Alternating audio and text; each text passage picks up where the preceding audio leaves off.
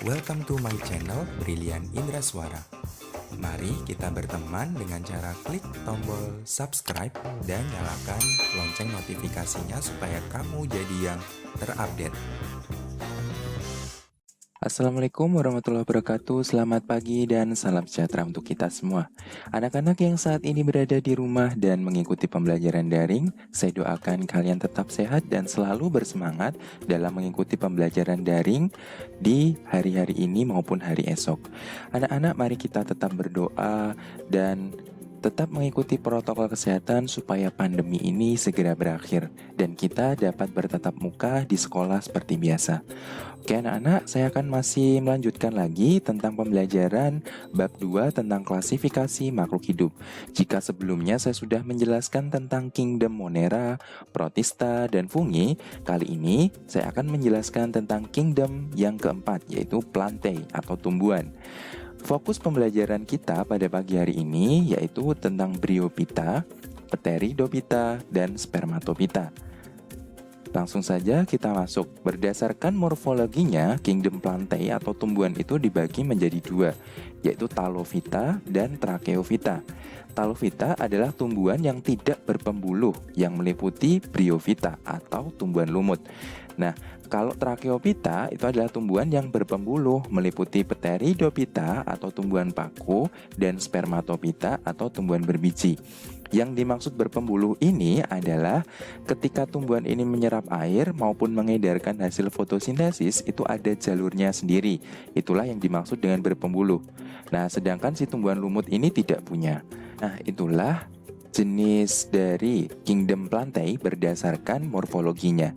Selanjutnya kita masuk ke tumbuhan lumut yang pertama.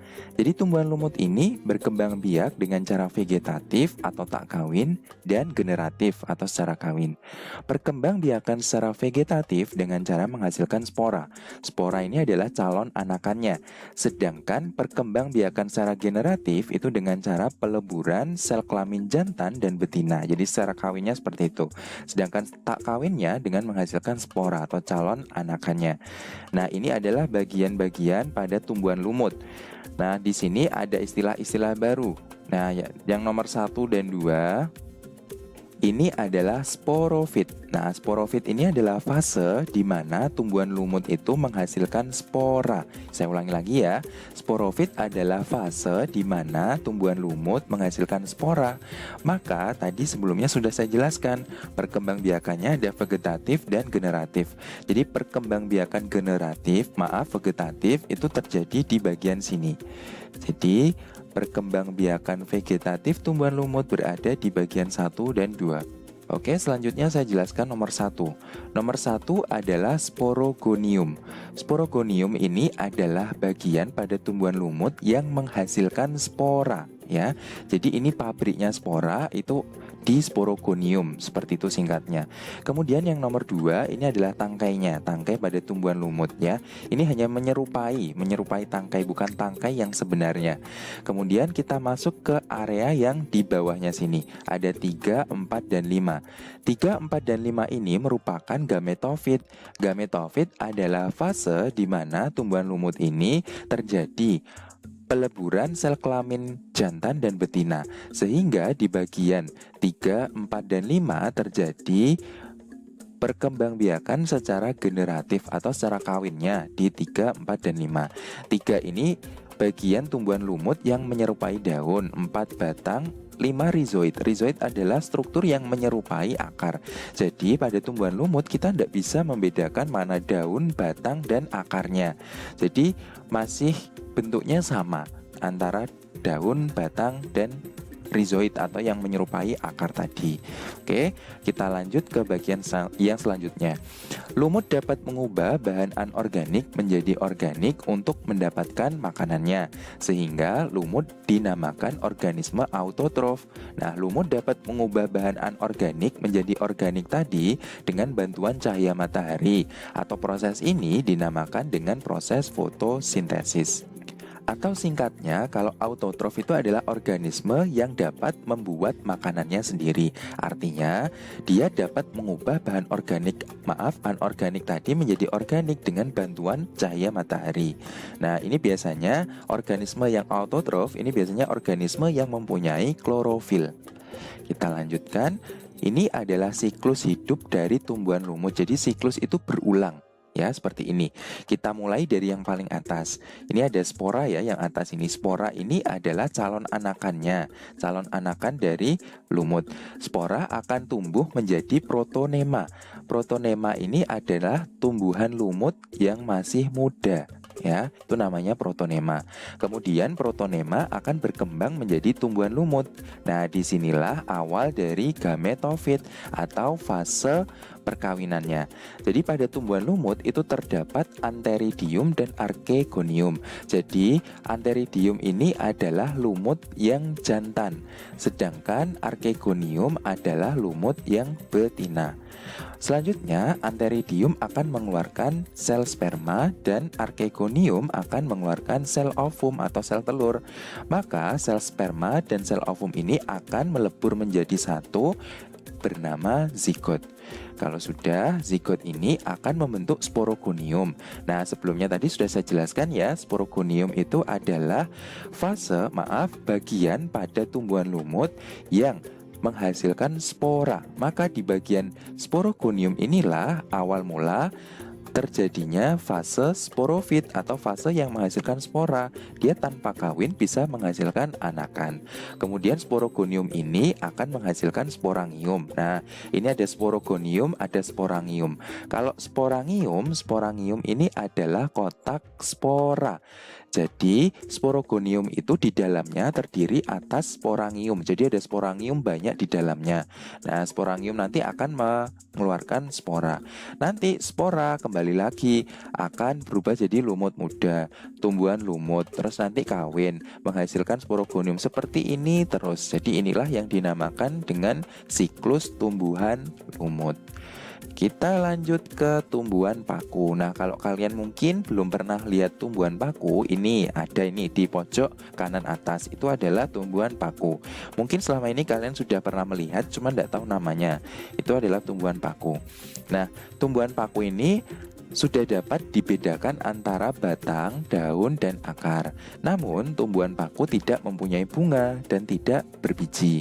Jadi, kalau lumut tadi kan kita tidak bisa membedakan antara mana daun, batang, dan akar. Kalau tumbuhan paku sudah bisa dibedakan. Cuma yang membedakan dia tidak punya bunga dan tidak bisa berbiji. Kemudian, tumbuhan paku ini memiliki dua jenis daun, yaitu daun yang menghasilkan spora, yaitu sporofil, dan daun yang tidak berspora, namun digunakan sebagai tempat fotosintesis, namanya adalah tropofil. Jadi pada bagian daun ini, di tropofil ini ada klorofilnya, sehingga digunakan sebagai tempat fotosintesis. Gambarnya seperti yang ada di layar HP kalian. Kalau sporofil itu ada titik-titiknya, bintik-bintiknya. Bintik-bintik tersebut adalah spora. Spora itu adalah calon anakannya. Sedangkan tropofil tidak ada bintik-bintiknya, karena di tropofil ini daunnya berfungsi sebagai tempat fotosintesis. Nah, ini adalah siklus tumbuhan paku. Kalau tumbuhan paku seperti ini, jadi awal mulanya dari spora. Spora atau calon anakan ini akan berubah menjadi protalium. Protalium ini adalah tumbuhan paku yang muda. Nah, kalau tadi tumbuhan lumut yang muda namanya adalah protonema, sedangkan tumbuhan lumut muda itu namanya adalah protalium. Nah, disinilah awal mula dari perkawinannya atau secara kawinnya, gametofitnya. Tumbuhan paku muda itu ada yang paku jantan sama paku betina. Paku jantannya namanya adalah antheridium, sedangkan yang paku betina namanya adalah archegonium. Seperti tumbuhan lumut tadi, yang jantan menghasilkan sperma, ya, sel sperma, sedangkan yang betina menghasilkan sel telur. Nah, kemudian sel sperma dan sel telur ini akan melebur menjadi satu dan menjadi zigot. Kemudian zigot akan berkembang menjadi tumbuhan paku.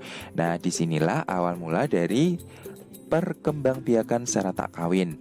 Nanti tumbuhan paku akan menghasilkan sporofil. Ayo, tadi masih ingat gak sporofil apa? Sporofil adalah daun yang menghasilkan spora. Nah, nanti sporofil akan berkembang menjadi sporangium atau kotak spora. Nah, kotak spora nanti akan menghasilkan spora. Kembali lagi ke atas, nanti spora tumbuh jadi protalium, nanti kawin menghasilkan zigot, dan seterusnya. Jadi itulah siklus dari tumbuhan paku. Jadi hampir mirip dengan lumut. Kita masuk ke tumbuhan berbiji.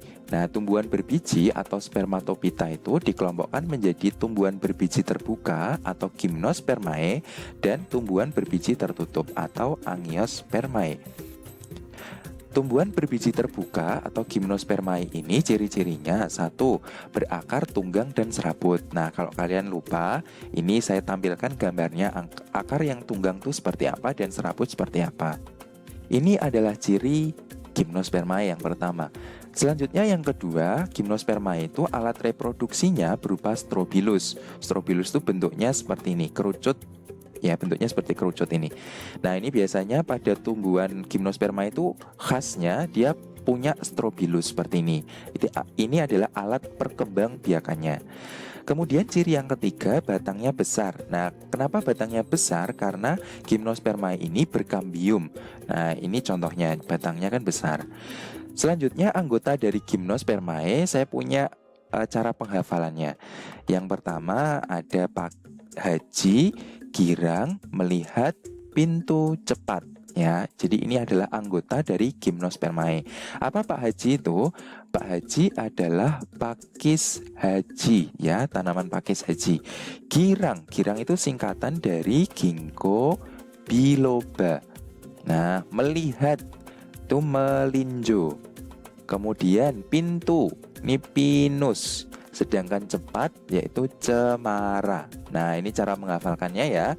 Pak Haji, girang, melihat, pintu, cepat. Nah, jadi anggota gymnospermae itu pakis haji, ginkgo biloba, melinjo, pinus, cemara, dan lain sebagainya. Jadi ini adalah cara penghafalannya. Oke, yang pertama adalah pakis haji, bentukannya seperti ini. Kemudian ada ginkgo biloba. Nah, ini adalah ginkgo biloba. Mungkin kalian belum pernah menemukannya. Ini saya tampilkan gambarnya. Kemudian yang ketiga ada melinjo. Nah, seperti ini melinjo. Kemudian ada pinus. Dan yang terakhir ada pohon cemara. Kita lanjut ke tumbuhan berbiji tertutup atau angiospermae. Tumbuhan berbiji tertutup dibedakan lagi menjadi dua kelompok, yaitu tumbuhan berkeping satu atau monokotil dan tumbuhan berkeping dua atau dikotil. Nah, tumbuhan yang monokotil ciri-cirinya akarnya serabut seperti ini. Kemudian batangnya beruas, tulang daunnya sejajar. Selain itu, ciri-ciri tumbuhan monokotil ada lagi tulang daunnya itu melengkung, ya. Kemudian ada lagi ciri-cirinya yaitu berkeping satu, jadi bijinya. Sedangkan tumbuhan dikotil itu cirinya akarnya tunggang. Kemudian batangnya berkayu. Biasanya kalau misalkan tumbuhan itu batangnya besar, itu rata-rata termasuk ke tumbuhan dikotil karena dia mempunyai kambium. Sedangkan tumbuhan monokotil tidak, karena dia tidak punya kambium. Kemudian tulang daunnya menjari. Selain menjari ada juga menyirip. Nah, kemudian dia berkeping dua. Contohnya tumbuhan monokotil itu jagung. Kemudian tumbuhan dikotil contohnya adalah kacang tanah, seperti itu. Oke, untuk penjelasan saya cukupkan sekian.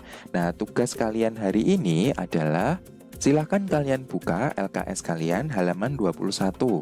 Nah, di halaman 21 itu kalian diminta untuk mencari manfaat, kemudian mengelompokkan tumbuhan-tumbuhan yang ada di halaman 20. Nah, di halaman 20 itu kan ada bayam, ada mawar, jagung, dan seterusnya. Jumlahnya ada 12, ya. Kemudian ada 15 ya. Ada 15, kemudian kalian tulis di tabel pengamatan ke 15 tumbuhan tersebut. Kemudian kalian cari manfaatnya apa dan kalian kelompokkan kira-kira mawar kalian kelompokkan ke apa, jagung kalian kelompokkan ke apa. Nah, ini silahkan kalian kelompokkan berdasarkan pengetahuan kalian. Kalau sudah, kalian isi di halaman 21 yang tabel hasil pengamatan. Jangan lupa analisa data yang di bawahnya juga kalian jawab.